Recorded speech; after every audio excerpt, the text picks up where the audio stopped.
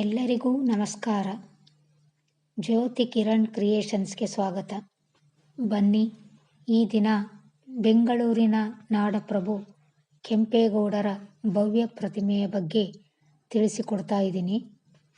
ದಿನಾಂಕ 11 ನವೆಂಬರ್ 2022ರಂದು ನಮ್ಮ ದೇಶದ ಪ್ರಧಾನಮಂತ್ರಿಯಾದ ನರೇಂದ್ರ ಮೋದಿಯವರಿಂದ ಉದ್ಘಾಟನೆಯಾದ ನಾಡಪ್ರಭು ಕೆಂಪೇಗೌಡರ ಭವ್ಯ ಪ್ರತಿಮೆ ಬೆಂಗಳೂರಿನ ಇತಿಹಾಸ, ಸಂಸ್ಕೃತಿ ಮತ್ತು ಕರ್ನಾಟಕದ ಹೆಮ್ಮೆಯ ಪ್ರತೀಕವಾಗಿದೆ.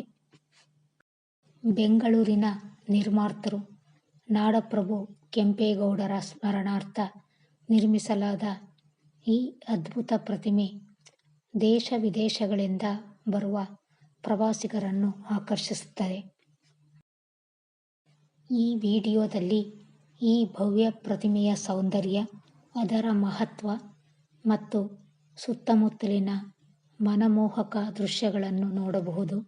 ನಾಡಪ್ರಭು ಕೆಂಪೇಗೌಡರು ಬೆಂಗಳೂರಿನ ಸಂಸ್ಥಾಪಕರಾಗಿ ಪ್ರಸಿದ್ಧರಾಗಿದ್ದಾರೆ.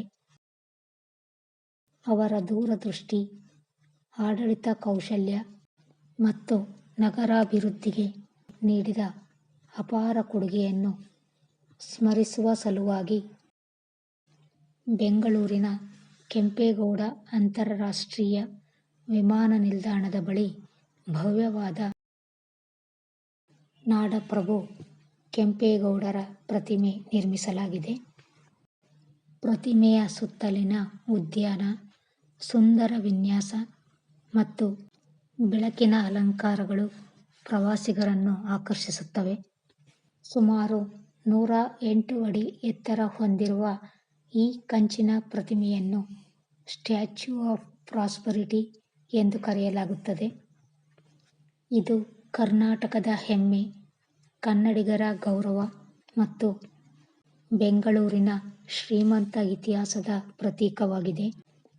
ಪ್ರತಿದಿನ ಸಾವಿರಾರು ದೇಶಿ ವಿದೇಶಿ ಪ್ರವಾಸಿಗರು ಈ ಐತಿಹಾಸಿಕ ಸ್ಥಳಕ್ಕೆ ಭೇಟಿ ನೀಡಿ ನಾಡಪ್ರಭು ಕೆಂಪೇಗೌಡರ ಸಾಧನೆ ಮತ್ತು ಪರಂಪರೆಯನ್ನು ಸ್ಮರಿಸುತ್ತಾರೆ. ಬೆಂಗಳೂರಿಗೆ ಭೇಟಿ ನೀಡುವ ಪ್ರತಿಯೊಬ್ಬರೂ ಒಮ್ಮೆ ನೋಡಲೇಬೇಕಾದ ಐತಿಹಾಸಿಕ ಹಾಗೂ ಸಾಂಸ್ಕೃತಿಕ ತಾಣಗಳಲ್ಲಿ ಇದು ಪ್ರಮುಖವಾಗಿದೆ. ಕೈಯಲ್ಲಿ ನಗರದ ರಕ್ಷಣೆಯ ಸಂಕೇತವಾದ ಖಡ್ಗವನ್ನು ಹಿಡಿದಿರುವ ಈ ಪ್ರತಿಮೆ ಕೆಂಪೇಗೌಡರ ಧೈರ್ಯ, ನಾಯಕತ್ವ ಮತ್ತು ದೂರದೃಷ್ಟಿಯನ್ನು ಬಿಂಬಿಸುತ್ತದೆ.